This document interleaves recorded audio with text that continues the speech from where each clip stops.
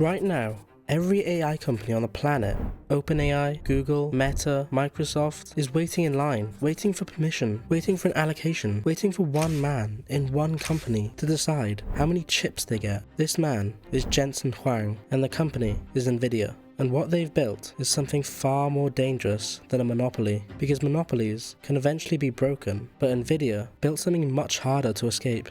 This is the story of how a 9-year-old immigrant who cleaned toilets at a reform school in Kentucky ended up controlling the infrastructure of the entire AI revolution. Jensen Huang was born in Taiwan in 1963. His parents moved the family to Thailand when he was 5, trying to find stability in a region being torn apart by the Vietnam War. But when Jensen was 9, they made a decision that shaped everything that came after. They put him and his older brother on a plane to America alone. Their uncle was supposed to receive them, and he did, but then he enrolled them in what they believed was a prestigious boarding school in rural Kentucky. But it wasn't. It was a reform school for troubled boys, and Jensen, being a small Taiwanese speaking broken English, was forced to clean toilets every single morning. Older students threatened him with knives, called him slurs daily, and there was nowhere to go and no one to call for 2 years straight. His parents found out what was happening and pulled him out. So Jensen went to a high school in Oregon, got a job washing dishes at Denny's, became a nationally ranked table tennis player, and eventually put himself through an electrical engineering degree. And somewhere in that journey, from reform school toilets to university labs, he developed the conviction that most people in this field thought was a waste of time, that the future of computing wasn't about doing one thing faster, it was about doing a million things at once. And nobody was building a business around that idea yet, but Jensen decided he would. So in 1993, Jensen Huang, 30 years old, sat down in a Denny's booth in San Jose, the same chain where he used to wash dishes as a teenager. He was sat with 2 colleagues, and together they sketched out the idea for a company on a napkin. They started with $40,000 between them, and the plan was to build computer chips for video games. They called it Nvidia. Just quickly, if you enjoy the videos that I make and want to see more, there's a good chance you're not subscribed. Most of you aren't. It takes 2 seconds and it means you won't miss the next one. And so we started a company, and the business plan basically read something like this. We're going to take technology that was available only in the most expensive workstations. We're going to try to make it, reinvent the technology and make it inexpensive.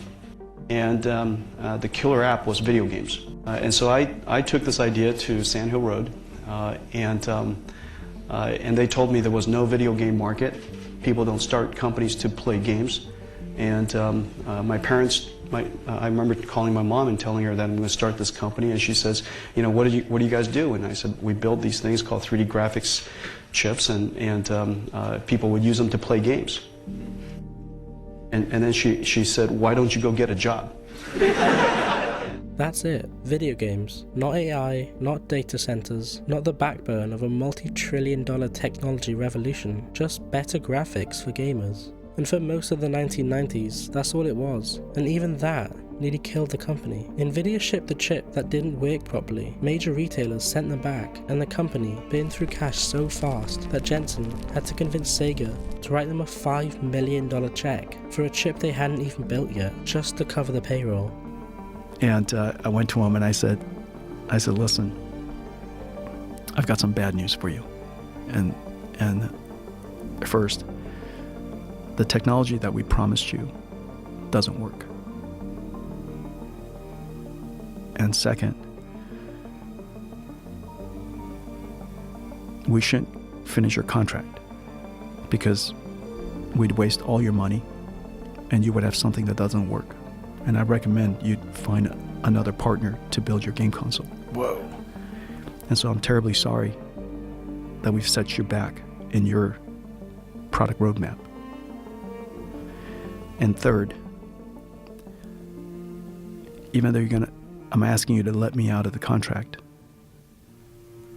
I still need the money.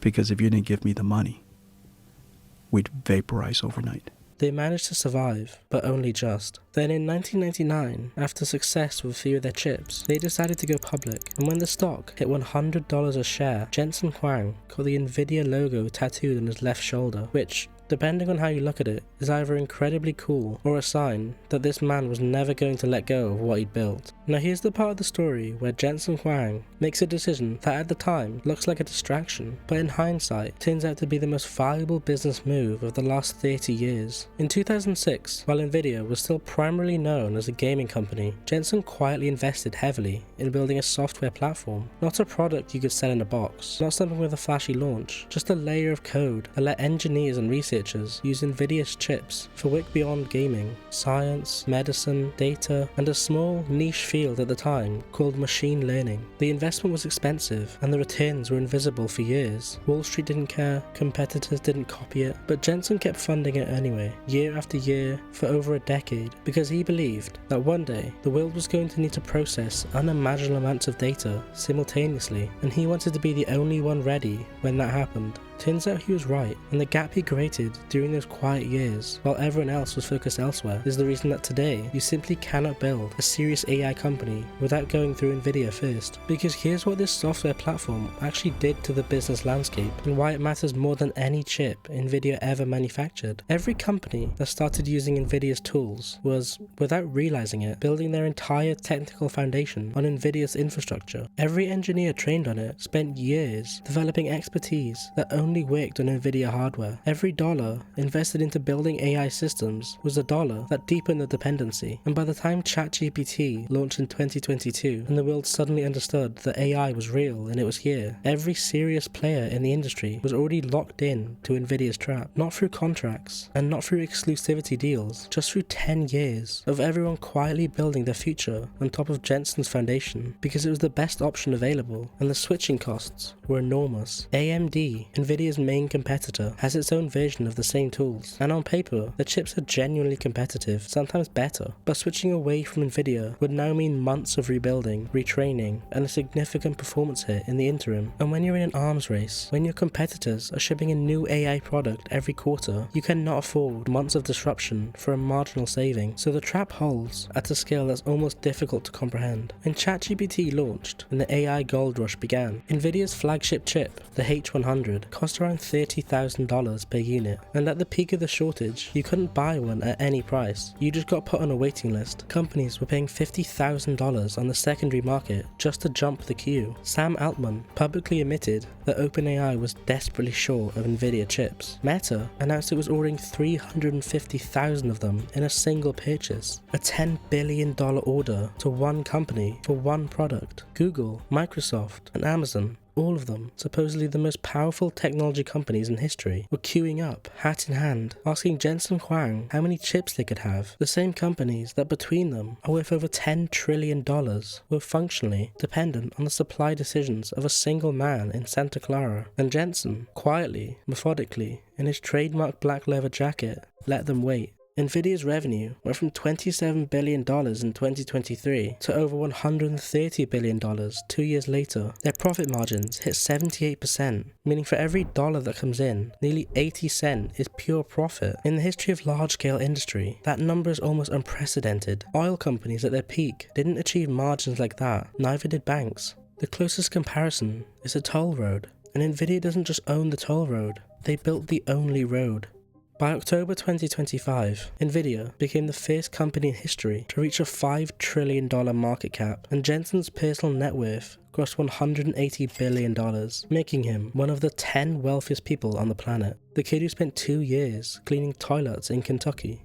But here's where the story gets genuinely fascinating, because every single one of Nvidia's biggest customers, Google, Microsoft, Amazon, and Meta, is also spending billions trying to replace them. Google has built its own chips, Amazon has its own, Microsoft is designing custom hardware, and they're not doing it because Nvidia's product is bad, it's the best available. They're doing it because being this dependent on a single supplier is a strategic nightmare, and every one of their CEOs knows it. The problem is that building great hardware isn't enough, because the real lock-in was never about the chips, it was about the decade of infrastructure, expertise, and institutional knowledge that every AI company on Earth has already built on top of Nvidia's platform. You can build a better chip in 3 years, but you cannot undo 10 years of dependency in the same time frame. And so the challenges keep arriving, the headlines keep predicting Nvidia's disruption, disruption, but the market share barely moves. So here's what this story is actually about. Underneath all the chips and the revenue numbers and the market caps, every AI product you use, every chatbot, every image generator, every piece of AI that's touched your life or your work in the last 2 years ran on Nvidia hardware.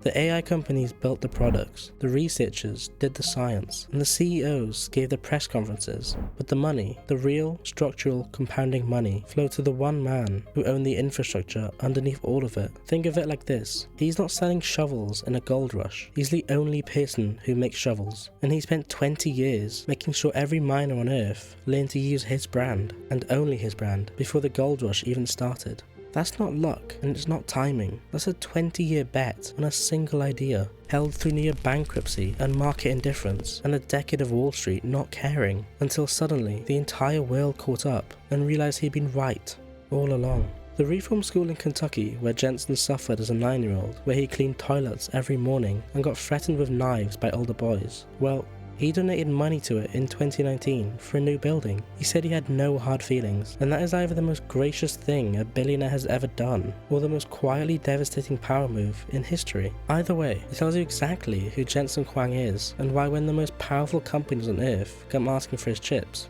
he makes them wait in line.